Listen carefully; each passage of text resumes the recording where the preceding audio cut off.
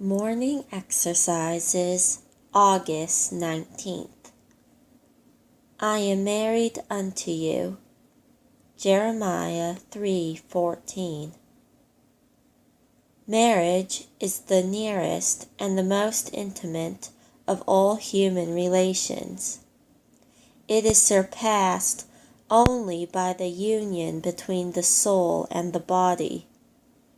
Here are two persons meeting together who perhaps never saw each other some time before, yet coming under the power of this ordinance are united in a connection that exceeds the claims of nature, and the wife becomes dearer than the dearest parent. Therefore shall a man leave his father and mother, and shall cleave unto his wife, and they shall be one flesh. Thus Christians, though once strangers and far off, become the people of God, a people nigh unto him, yea, one with him, in a perpetual covenant that shall not be forgotten. He is not ashamed to own the relation. I am married unto you. What is supremely and essentially included in this relation when properly established? In such a marriage, there is mutual love. This love regards the person and not the endowments. And such a love there is between God and his people. It commenced on his side much earlier than on theirs, and his love to them produced their love to him. For love begets love, and we love him because he first loved us. Yet their love is mutual, and he says, I love them that love me. The same may be said of mutual choice.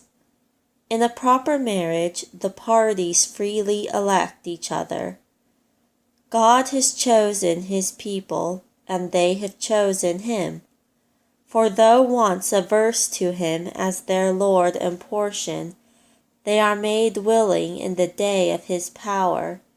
And this power is not violence, but influence, the influence of wisdom and goodness. He works in them to will and to do of his good pleasure. He draws them, and they run after him, and they can all say from the heart, Whom have I in heaven but thee? And there is none upon earth that I desire beside thee. In this connection, there is also confidence and communication. Where this is wanting, the spirit of it is materially injured, and the relation is very defectively maintained. It is readily allowed that the woman should not carry on designs concealed from the husband, and is not everything here reciprocal? And is he justified in treating her with reserve and silence? Yet there are many wives who have had no intimation of the state of their husband's affairs till they have found themselves plunged into a condition overwhelming them with surprise as well as calamity.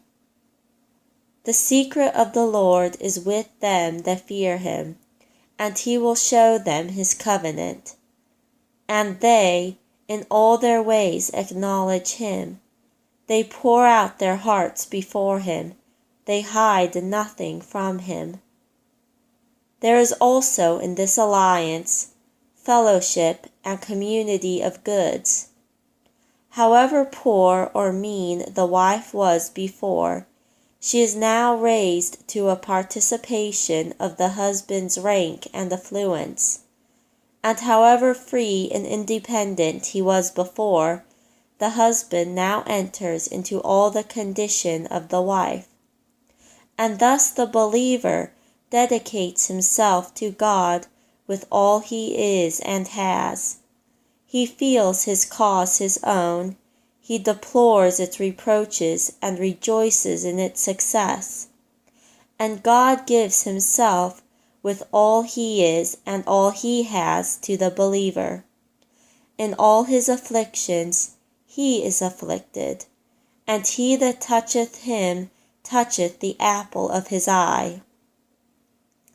Finally, there is a complacency and delight. As the bridegroom rejoiceth over the bride, so shall thy God rejoice over thee. He will rejoice over thee with joy. He will rest in his love. He will rejoice over thee with singing. How wonderful is this, and yet how true! How blessed are the people who are in such a case! Art thou in this happy, this glorious condition? All hail, thy Maker is thy husband. There was joy in the presence of the angels over thee. Come, for all things are now ready. Resemble not Israel, who would have none of him, and so were given up. Behold, now is the accepted time. Behold, now is the day of salvation.